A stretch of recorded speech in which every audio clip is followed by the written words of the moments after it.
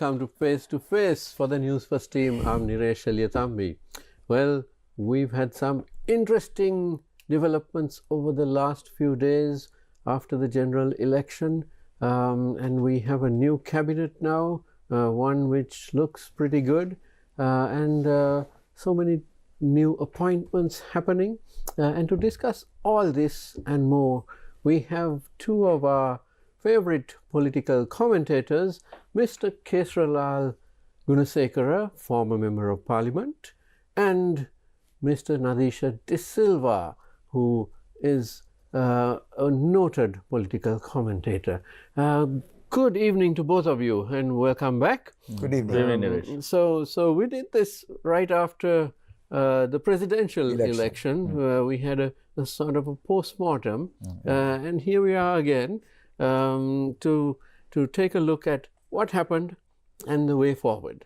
So let me start with Nadeesha. The result, 159 seats to the NPP. I believe out of the 160 constituencies, electorates, that is, 151 went to the NPP. That's tremendous. Nobody foresaw this. I mean, I was talking to a couple of the new cabinet ministers, and they said even they didn't expect anything like this. They were hoping and trying to get the 2/3, but they never expected anything this easy. What happened? Niresh, exactly as you said, nobody expected NPP to have 159 seats. Even Anura Kumar and their top level leaders, they didn't expect that as well. That was not analyzed by anybody. Nobody thought that it will happen.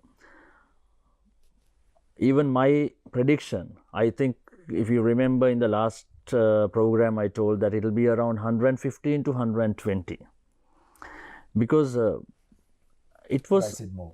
Yeah, you said more. Yeah, but it was obvious. It was obvious that NPP was going to win, and they were going to get they were definitely going to get a majority, more than 112. So that was an obvious thing which was going to happen. And if we start talking about the numbers, we know that they took 5.5 to 6 million in the presidential polls. So in that case, it was very much expected for a increase of that number. So that was expected to have at least around 12-13 lakhs, which is like 68 lakhs, 69 lakhs. That was the expected increased vote base which we were predicted. So if NPP got 68 lakhs, which exactly what they did in this. That's right. Okay.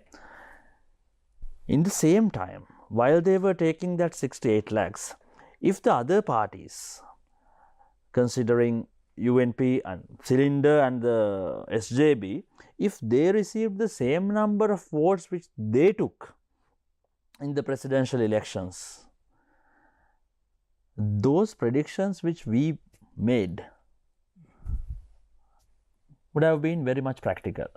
But on the other hand, what seems to have happened is that a lot of people who voted for the SJB candidate in the presidential election, and also the former president, seem to have shifted their allegiance. They have shifted their allegiance, but if you just look at the numbers, how it happened, yeah, there were some amount of voters who voted to Ranil Wickremesinghe and Sajith Premadasa. They shifted their support to NPP. That is true. That's why I said, like, it might be around 1 million to 1.23, something like that.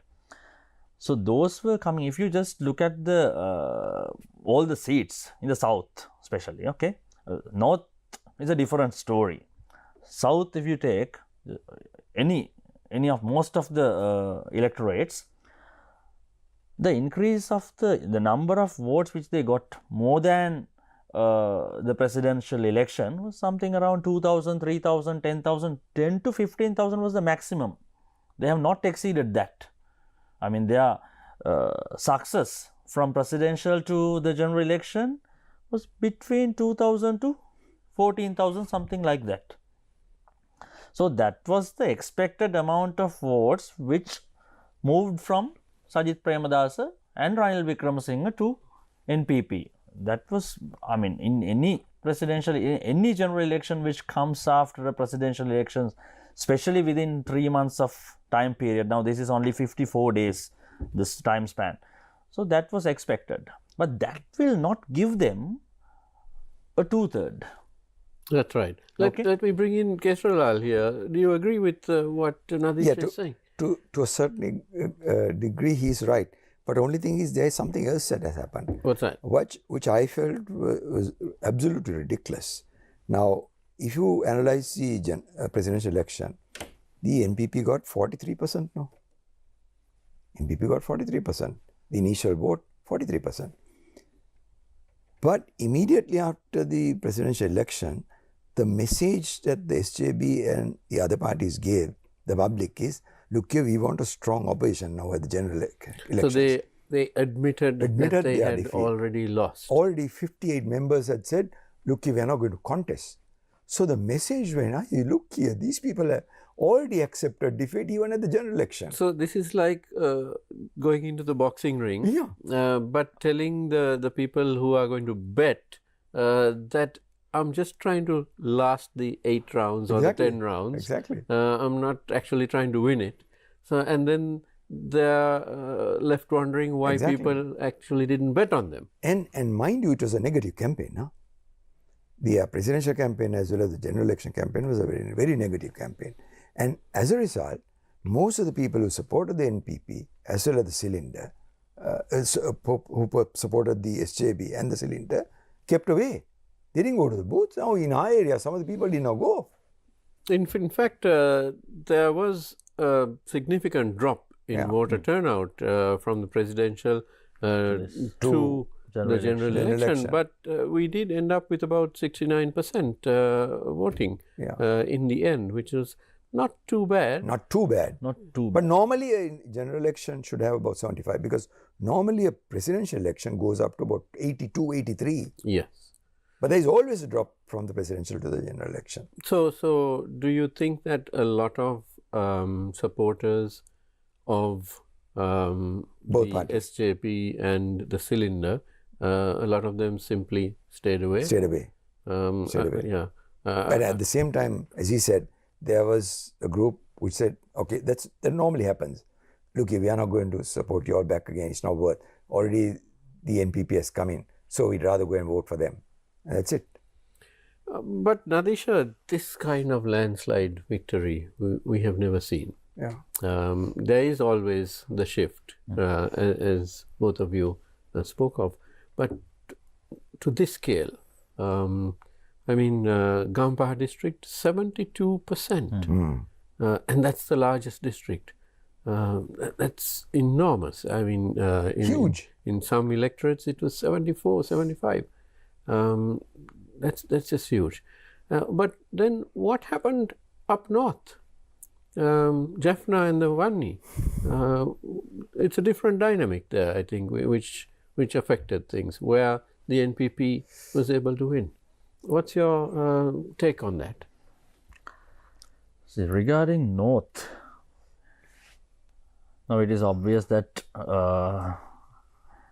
the Tamil-speaking nationalist movements, which always took 90% above percentages in previous elections throughout the days, I mean throughout years, right?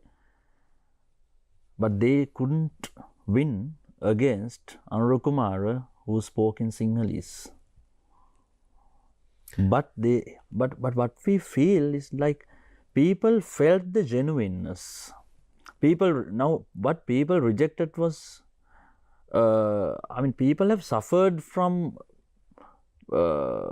these betrayals all the time. Now, they have not experienced what Anura Kumara, I mean, nobody has experience like with Anura Kumara and NPP government, right? So, we are still new to that. Even the Jaffna people, the northern people, they were expecting something genuine from them. I think they felt it. They felt the genuineness. We don't know whether it's genuine or not, but they felt the genuineness. We are hoping that it is actually genuine, right? That genuineness got the votes. People felt the inclusiveness. And not only North, just think about what Ambika Samuels brought to the central province, Nurelia and Badulla, right? People wanted to be included. They felt the inclusiveness. They felt that we are a part of this thing. Okay, so that is what I think which changed. Kesarralal, would you like to jump in on that? What happened in the north and also to a large extent in the east as well? I think basically Anura Kumar has come right on top, and he has been accepted by all sectors of the society. If you look at it, all sectors, the political parties, the ethnic groups, everybody has accepted him. Why? Because they feel that he is genuine. So, and he has always portrayed through his speeches, no, look here, I'm in business, these are things that we want to do, and this is how we're going to do it. So I feel they all accepted him. So that's the reason. One thing that a lot of the other parties harped upon was that the JVP, which is the biggest constituent party in the NPP, had traditionally been pro-Sinhala in the sense, back with the Accords in the 80s and the 13th Amendment and so on, and that it would be detrimental for the Tamil people. But clearly this wasn't believed by by many of the voters in the north and east. What brought about that? Is it again that sense of genuineness, or is it that perhaps people in the north and east have stopped caring about this 13th Amendment and devolution as much as they feel that perhaps the cost of living is the bigger issue? Anyway, I have always, Niresh, I've always been saying this, that if you take the north, pardon me for saying this, I feel as far as the average man is concerned, for them what is important is as to whether what they are produced can be sold at a good price. If their cost of living is brought down. Things of those nature, nothing else. It's only the political leaders I feel would have gone beyond that. But the average man, for the average man, when they felt that they see a genuine leader, they embraced him. That's all that happened. Because I don't think that there was much of a campaign in the north and east by the NPP. But they embraced him wholeheartedly. So, Nadeesha, what about the Tamil parties? What is it that broke their hold? Is it that the parties, and there were several, one factor could be that there was no unified single Tamil party. Another factor could be that the Tamil parties have a certain disconnect with the population. I think the latter one. The Tamil parties had a disconnect with the average citizen, as he said, because that is, I mean, see, it is the very same thing which we expected in the south. I mean, now before we were discussing south and north in different scenarios, like we are taking south in a one way and we are thinking about the north in another way. But now I think the whole country all the citizens voted in a same mindset. What they all wanted was that. So the challengers have unified. Yes, the challengers have unified the people, and also now, as you previously asked, that JVP was the core, and we have NPP as the icing. Around, yeah. Okay, so what people started seeing was NPP. Even whatever JVP has done and whatever the stories that the new generation have heard about JVP. Now, not only the conceptual ones like what do you call against 13th Amendment and all these things, but still nobody cared any of these things, because what people saw was NPP. There were lots of individuals and there were lots of small groups who represented NPP. Actually, they were the people who influenced most of the communities in the country, you know. So, as it's a, I mean, when different individuals and different groups are in that force, in that case, many of us, I mean, there are groups which represented the views of Kesarralal. There were groups which represented the views of mine, right? Yours, and also the northern ones, northern people, the eastern people, the Indian Tamils, what we call now. They don't want them to be identified as Indian Tamils. They said they are Sri Lankan. Ambika explained it nicely. Exactly. Yeah. So all these people were represented by NPP. So that's why I said previously as well, this inclusiveness is very important. That's what made NPP closer to the hearts of the people. It's not the JVP's ideology. JVP's ideology, I don't think, I mean, most of these people who voted for NPP in these two elections, they had no idea about JVP's ideology, which actually we are against, right? Actually, I am against it. But still, even though that I am against JVP's ideology, I am not seeing anything which is related to that ideology in the faces that we are seeing. Well, in NPP. I mean, there's a huge time gap, isn't it? I mean, you are talking about JVP ideology, which we were familiar with in 88, 89, which was one Or of before that. or even 71. No, ideology, I think, actually, you know, Niresh, ideology has no time. Right, you know? but it has now changed. I don't think that it has changed. It is not changed. What JVP did, okay, so Rohana Vijayveera started JVP and then it came a long way. They have clearly understood that they will never be going to get power with the ideology of JVP. Yeah, but that is a change in ideology, isn't it? It is not changing in the ideology. In an advertising perspective, it is a rebranding. They rebranded the party to another type of a force which can attract votes. I am telling you another thing. Ideology is not dead. The JVP's ideology is there, and JVP clearly brought a set of JVP members to the parliament. Now, you said we know that there are 159 seats. Have you ever analyzed how many new NPP members are there and how many of old JVPs are there? Vast majority is JVP. But the cabinet is different. They were balancing it. They are actually well balancing it. Okay, but still, it is very clear that it's a JVP parliament that you got.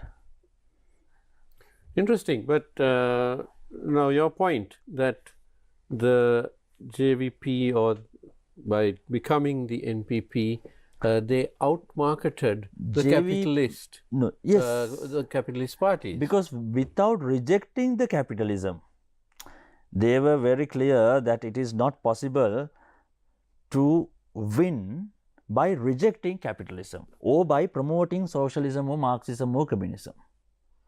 It will never bring them votes.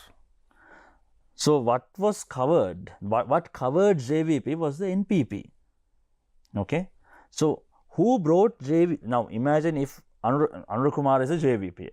Okay. Now, when you take all the top position, like the top ministries of the government has been gone to so-called JVP leaders, Vijitha Herath, Handunnethi, Lalkantha and all this, right? Nalinda. So, how did they come to power? Now, who brought them there? Is it the JVP cadre, which was 3%? No. It was the NPP and the people who got attracted to NPP. Like as I told you before, I mean, there were lots of parties, there were lots of people, the groups which can attract you, me and all. Okay. So, then nobody was able to see what was actually JVPs. It was NPP which got power. But the thing is, now the leaders of the JVP and NPP, Anura Kumar and the top clan, should be capable of balancing this in the next few years.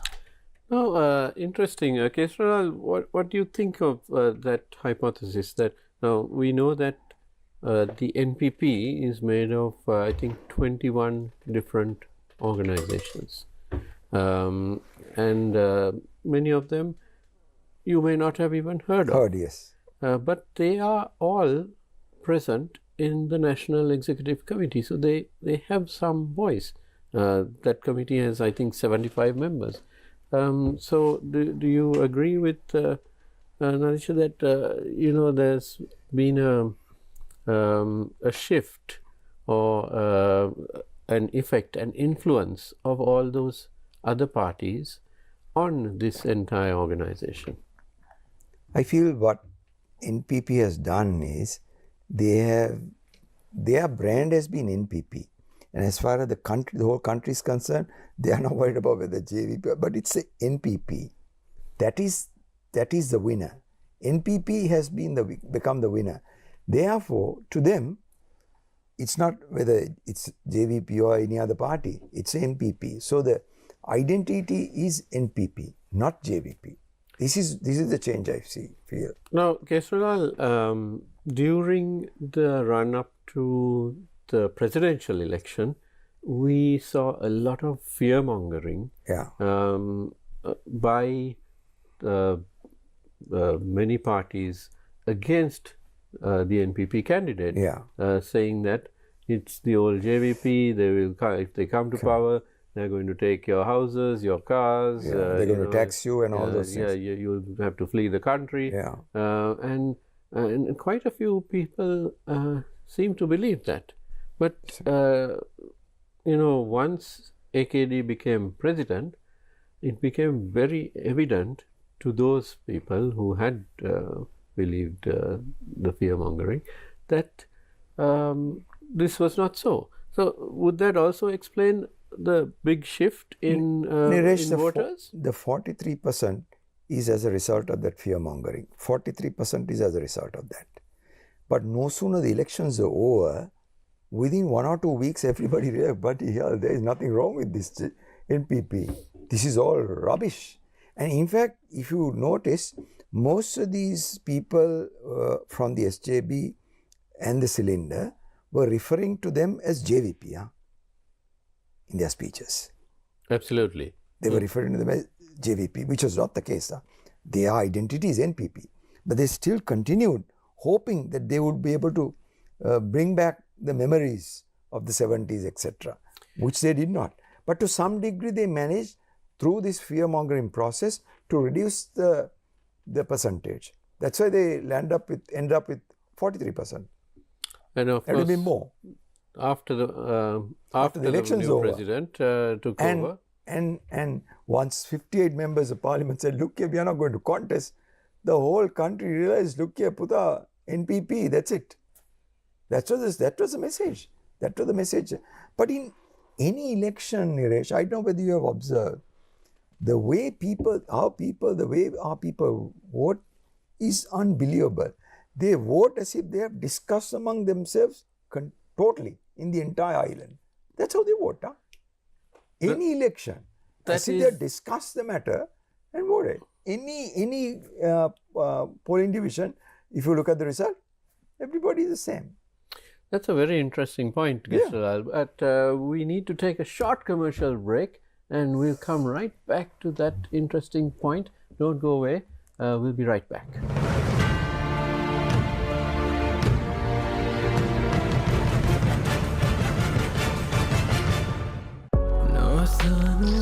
ජනප්‍රිය ගායන ශිල්පී මදුෂා නානායක්කාරගේ නවතම ගීතය නොදැනීම Spotify, Apple Music, YouTube ඇතුළු ඔබගේ ප්‍රියතම සංගීත සේවාවන් හරහා රස විඳින්න.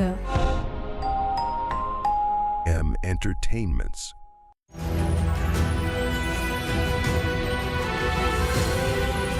TV1. TV for life.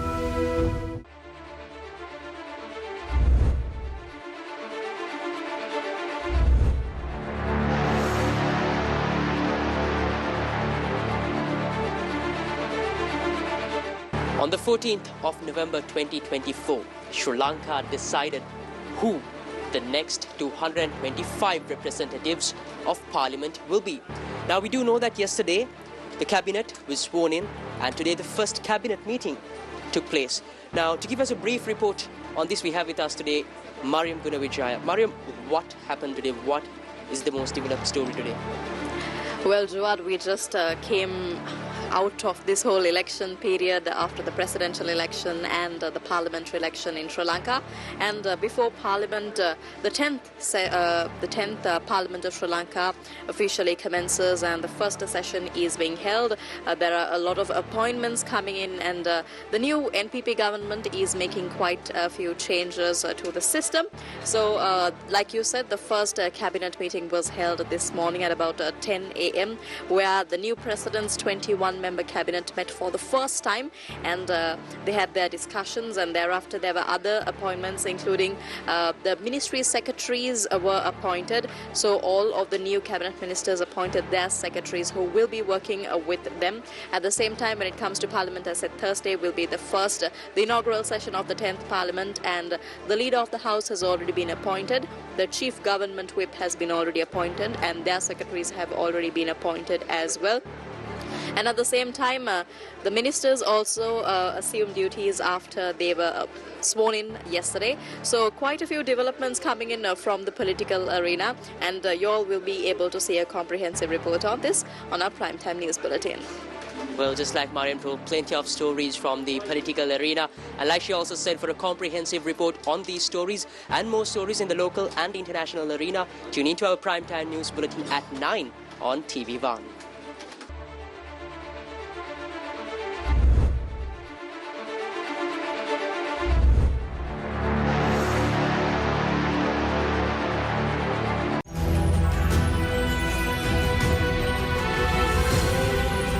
TV1. TV for life. First cabinet meeting of the new government held. Dr. Nalinda Jatissa appointed as cabinet spokesperson. New ministers assume duties. Outline future plans. New secretaries appointed to Prime Minister's office, cabinet and 16 ministries. Bimal appointed leader of the House of 10th Parliament of Sri Lanka. Dr. Nalinda Jatissa named chief government whip. Appointment of nationalist MPs in the New Democratic Front sparks controversy. Weather alert issued for heavy showers and strong winds.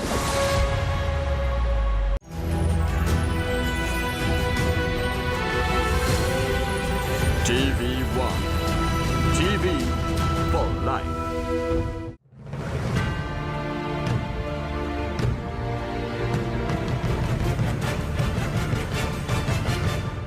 Welcome back to Face to Face. We are with Nadeesha De Silva and Kesarralal Gunasekara, and we're discussing everything that's happened from the election up to today.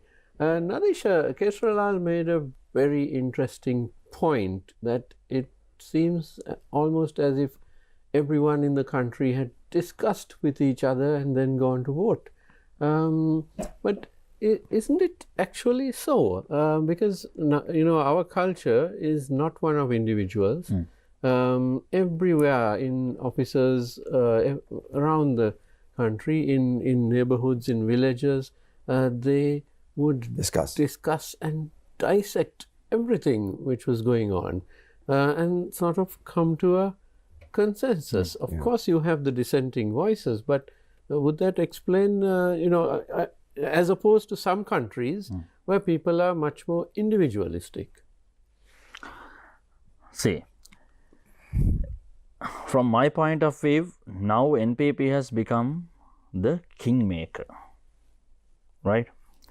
So the kingmaker NPP had different shapes in the past.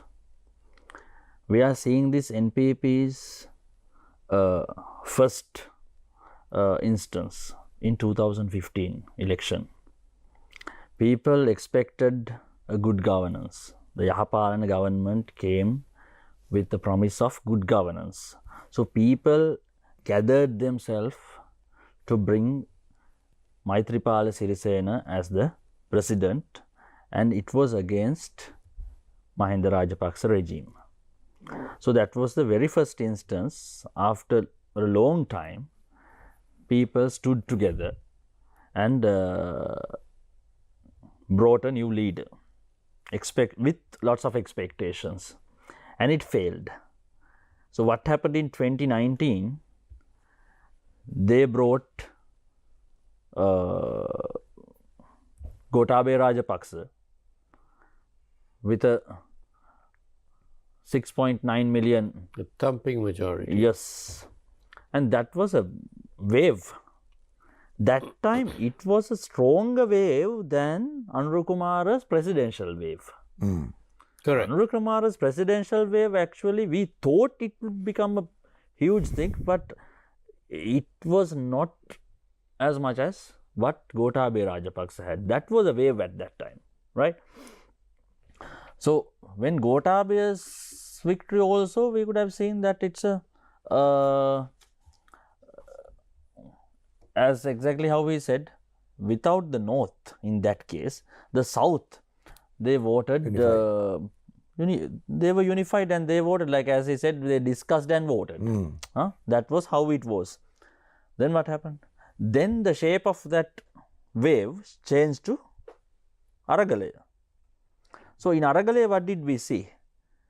Aragalaya was exactly the same to this, like people with, in all nationalities, we had in Goldface, we had leftists, we have right-wing people, we have the capitalists, we had socialists, far lefts, far rights, Buddhists, Catholics, Christians, Muslims, Tamils, everybody was there. So they got together against Rajapaksa government. And there were some other movements went inside and they brought this No 225 and curse of 74 years. At that time it was 74 and all this. So those were political, but still everybody, they got together and fought against the common enemy, right? So that, what happened to that wave? That wave converted now to this. So this, what we are seeing in this election, the general election, as a strong wave which brought NPP to power, is backed by the Aragalaya's, Aragalaya was the main instance which gave this a starting point for this. So I'm not saying... Not the people, but the Aragalaya momentum. The momentum of the Aragalaya, exactly. The momentum of the Aragalaya, that's why ended up with this. Yeah, ended up in this. So that's why I'm always telling that Sajith Premadasa is the most weakest opposition leader ever, right? As he was the opposition leader when there was a revolution and there was this movement against the ruling party and the ruler. If the opposition leader couldn't get the benefit of that momentum, so we don't have to talk about him. Okay, so Anuru Kumar and NPP, they utilized it, and that's how this situation occurred, which we are seeing right now. So, Kesarralal, yes. There is one more aspect. Now, if you analyze the votes of the public officials, if you analyze The postal votes. the postal votes, if you analyze the presidential election, they get the 70%, but when it came to the average man, it was not that high. It was low down. That's why he ended up with 42. But the general election, when the postal votes were given 74, 75, the country itself, the balanced country also was in that region, 70, 71. So it was very close to each other. Normally in election, you don't see that. Normally in election, you don't see that. There is a big gap. There is a gap. Usually the postal votes indicate the trend. Is a trend. But not but the there is a gap. finality. Yeah. But in the general election, it was almost close to each other. Now, There are so many things that could be seen in this whole exercise. I feel that they need, as I said earlier, get to business. I'm sure 10 days, 2 weeks is not enough for Parliament to sit. I'm sure they'll have to change that because you need a lot of things to be done. You have to understand work is in Parliament, not in your electorates and things like that. Let that be handled by the local authorities and the provincial councils that will be established very soon. But for them, get into business, you work.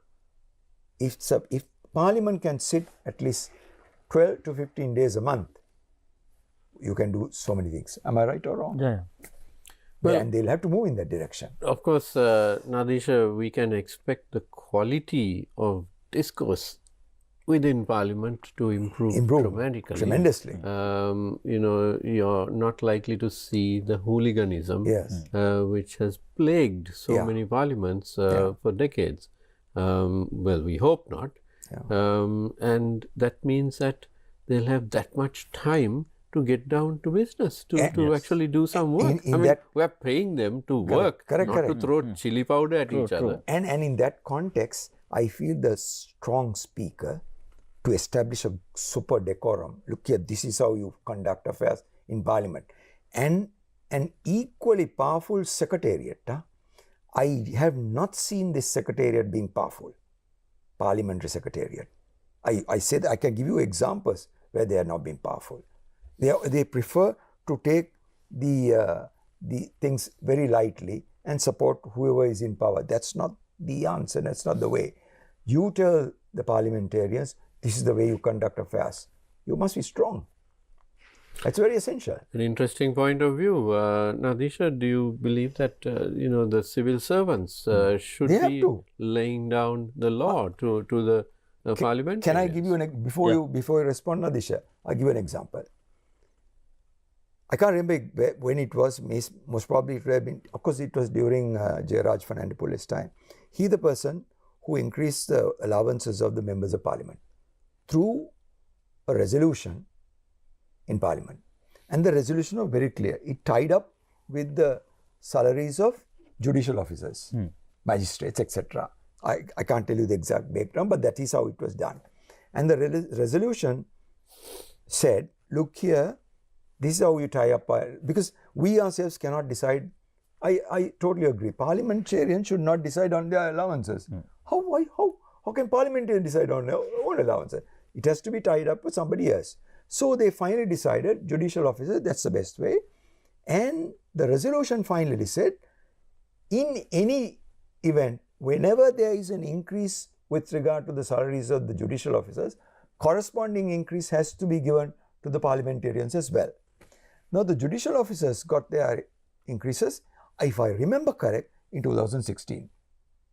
Parliament was silent. Secretariat was silent. They were sleeping. And in 2018 or 19, it was brought up that you need a fresh resolution before Parliament. And it was taken to Honorable Karu Jayasuriya. He said, look here, this is not and some of the members also expressed, this is not a good time to increase our salaries. And therefore it went underground. If the Secretariat had abided by that original decision, we wouldn't have been in this position today. That is why I say a strong Secretariat is essential for Parliament. Nadeesha? Yeah, that is needed. That has to be needed, yeah. That is needed. And the other thing, now with all this, there's another thing, another special, NPP has set some standards right? Now, which are not extraordinary. They are the which are not standards which extraordinary, should be but they we were have the fallen ones which, so which should low. have been there, Yes. right? Which were not being followed, right? In every aspect. Now what we are seeing from NPP, how they behave, how they conduct the government, how they are doing their things in last 2 weeks, and not 2 weeks, after the victory. So we are seeing the examples, the set standards which they have done, and we are seeing the contrasting side from the other parties as well, right? So now for the opposition also, It's high there time. is the opposition which is going to bloom from somewhere. Okay, They have to step into these standards and develop. Correct. Okay, Correct. so that is very important. Even if you are the more like the top hater of NPP, you can't reject that. But Nadeesha, do you see that happening? Do you see any of the current the opposition parties actually being able to reinvent themselves to this level of the standard of decency? Because they have been, many of them have been at rock bottom for so long without even realizing that, their behavior. That is what we are seeing even today. Yesterday, we were seeing that how they are fighting for this nationalist spots, right? Now, in SJB and Cylinder both, we are seeing how dirty their behaviors are. Okay, so I mean, their credibility is getting down. I mean, it's getting lower and lower, right? So, as you said, I am not seeing any potential from SJB or Cylinder or UNP right now to develop a proper opposition to NPP. So, the leaders of all those parties remain the same. Is that the problem? That is one problem. That is one problem. Okay. Is it a major problem? Because in many Actually, other countries, you lose, you go. No, away. they both, take Sajith Premadasa and Ranil Wickremesinghe both. I personally admit that Ranil Wickremesinghe did really well in the last couple of years to get the economy up to this extent. Okay, we'll just keep it aside. Whatever he has done, it is good or bad. Now the citizens of Sri Lanka, the voters of Sri Lanka have clearly rejected him, and also Sajith Premadasa. Both leaders have been completely rejected, and their supporters, the others, I mean, who contested from their parties were rejected. So they have to understand, first they have to understand, before doing politics, you have to, I mean, in the future politics, you have to understand where you are right now. If you don't admit where you are right now, how you have been rejected by the general public, you will not be able to be in the political arena. So that first they have to understand that. My personal opinion is Ranil Wickremesinghe and Sajith Premadasa, both they should retire.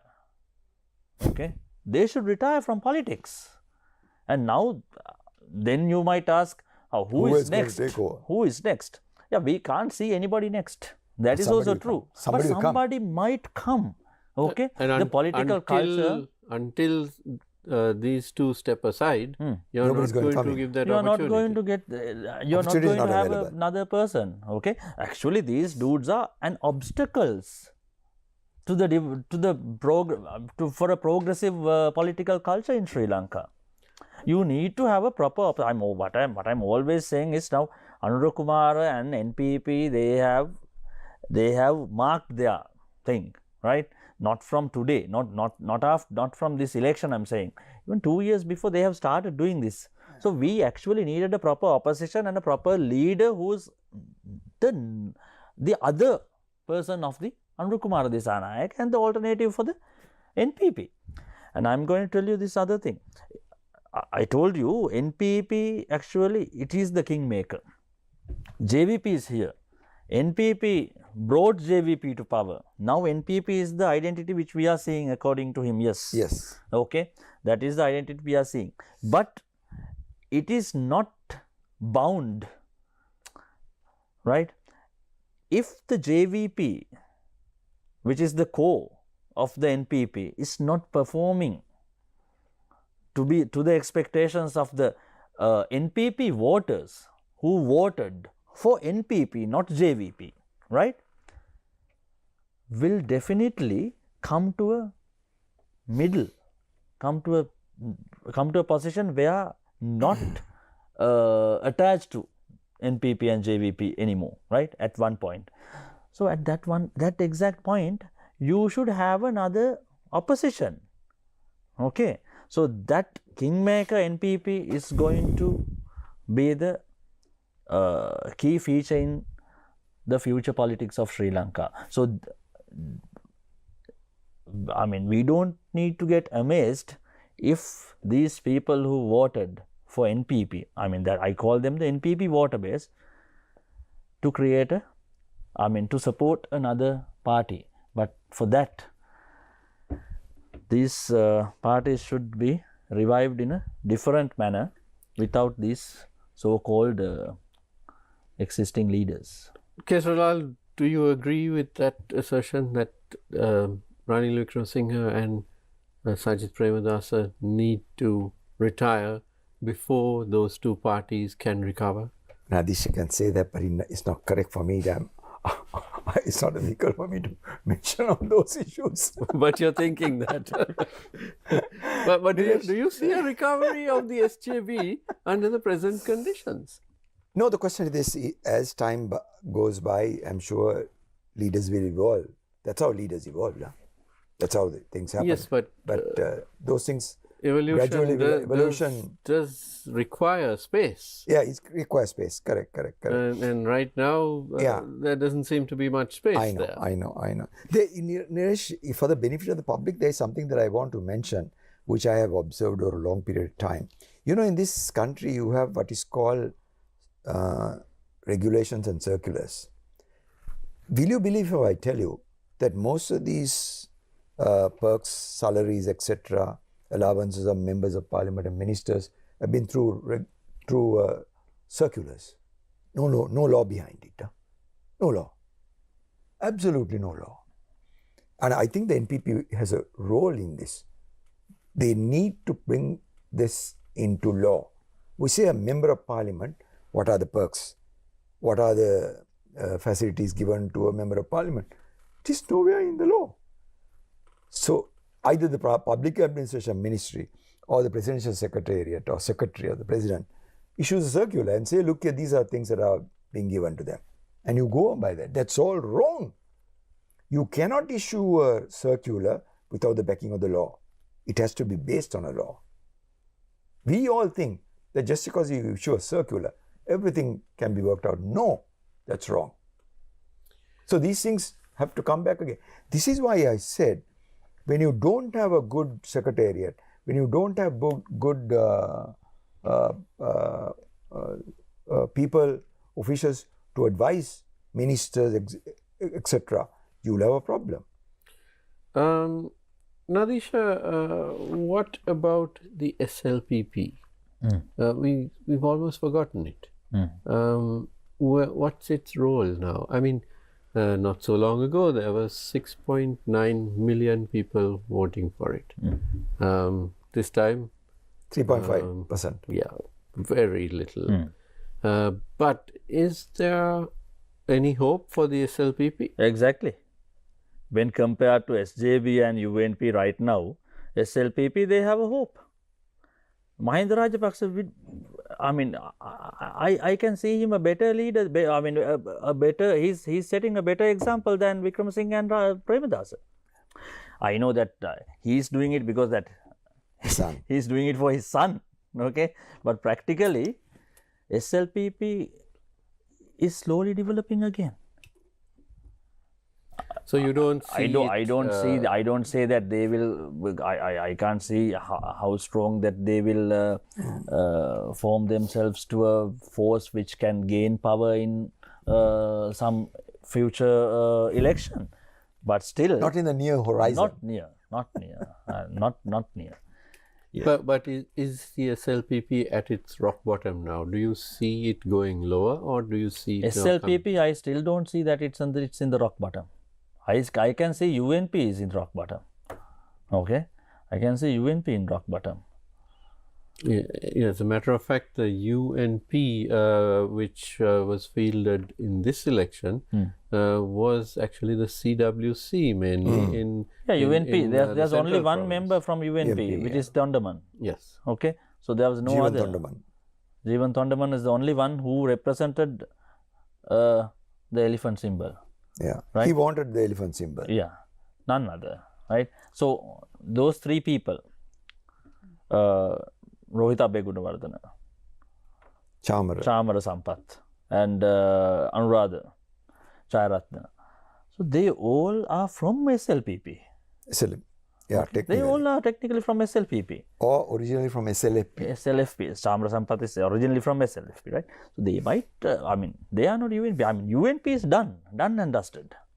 There's no UNP. And the final nail, I think, Ravi Karunanayake. Well, I don't need that's to tell something more. which is Yeah. playing out at the moment, and maybe we'll discuss that on another program because we're almost out of time. But I do want to discuss the new cabinet. Very impressive, don't you think, Kesarralal? Very impressive. They got some good professionals, and I'm sure, as I said, if they can get down to business, they can perform. And as long as you have shown the country, you have come out with professionals, they'll be accepted. Huh? This is the message I want to give. They'll be accepted by the country, by the voters, by the people. Why? Because they're professionals. In fact, on a previous... It does not necessarily mean that only professionals can deliver. No, the average man also can deliver. But I said normally when a professional set comes out, people accept them. And also there is a higher level of learning. And comprehension. Yeah, correct. I think on a previous show, Nadeesha, we did discuss the Singapore cabinet and how it was composed almost entirely of people with master's degrees or higher, and there was only one person who had only a bachelor's degree. But now we have this cabinet, 21, 22 with the president. I believe 19 have degrees or higher, and 7 are actually university professors. Which is the highest you can go. Yeah. And there are 2 doctors, a lawyer, an engineer. So many lawyers as well. Yeah, just one lawyer, I believe. Which is actually a refreshing change. Because dominated in the by past, the professionals would be mainly lawyers. But here we have academics from various fields. What's your opinion on that one? See, if you look at the cabinet, I'm happy about it. Okay, but if you say that they are professionals and academics and all this, I personally don't think that academics or professionals can deliver better than others. I don't think so. But according to what he said, they will be accepted more by the society. By the society. Society will be ready to give them a little bit more time. Exactly. Right? Exactly. I mean, that benefit will be in their side because of the portfolios of them. Okay. Otherwise, I don't see that. Now we have Lalkanta. Okay. So there are some other. I'm not sure about Lalkanta's education, but just take Tilvin Silva. He hasn't. I believe Lalkanta has a university degree. Probably. I'm not sure. He about has, it. yeah. Yeah. Now, Tilvin Silva was their leader. Is their leader. Okay. So everything is actually happens under his wings. Yeah. Right. Without Tilvin Silva, none of them they will take any decision. Right. So academic qualifications and being professionals won't do anything special rather than that benefit that they are going to get from the. But does it raise the bar of ethics and standards? Of course, it raises the bar. Up to some extent, for sure. It raises yes. the bar. Yes, it raises. Yeah. It raises. It raises the bar of ethics. But you should be having the political sense, right? What we Political can see, sense and acumen. yeah, what we can see in future is the ones who are having that political sense to run a ministry, to run politics. Okay, it's just being a good manager or a good administrator won't make that person a good politician. We should understand that being a cabinet minister is completely different from being a secretary of a ministry, right? So, or being a chairman of a department or whatever, okay, institute. So that's why those people now who, by the looks, we can be really happy about the Of course. cabinet. So even that's why I said even the top hater of NPP can't reject it. Should say that this cabinet is extremely, I mean, when compared to the cabinets that we had before, right? We can be really happy about this. May I say something else also? Final thoughts. Your final thoughts. This, Niresh, I feel what the NPP has done, what Andhra Kumar has done is introduce a new culture. As I said before, I have said it over and over again. New culture. New culture means everybody needs to change. Even the media institutions, even the print media, they have to change. And you must support them and give them a chance. If you don't do that, from day one you start attacking them. Puta, you can't go on. You can't go on. You need to change your structure. You need, now, there are so many political programs, I don't have to say, change the structure, change the people. I see newspapers being read in the morning. Newspaper reading is only for the consumption of the public, news for the consumption of the public. Not commenting. I hate commenting. Commenting is not part of that. You got to understand that. And if you start commenting and take it on the wrong way, you are in serious trouble. I feel that all media institutions and the print media will have to understand that they also need to change their culture. Are you and bring a saying new that culture. kind of restrictions and all? No. No. No, not restriction. Okay. I'll give you an example. I said if we say they want to have a person commenting on the news here, get somebody from outside to come and comment. You say you can come and comment on it. True. That's okay. But Niresh cannot be commenting on that. That's wrong. You read the newspaper, that is for the news is for the benefit of the viewer. So give it to them. That's all. Don't go to comment beyond that. Thank you very much. I'm afraid we are out of time. Mr. Nadeesha De Silva and Mr. Kesarralal Gunasekara, thank you for being Thank you with very us much. Thank you very today. much. Thank you very much. And thank you to you at home for watching. Don't go away because the news is coming up next. Have a good evening.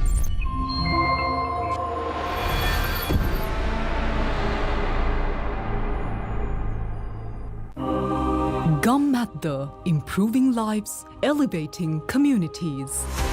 Constructing essential bridges that connect villages in Ampara, Dehiyattakondia. In Rithi Maliadda, Badulla, a new bridge will improve daily travel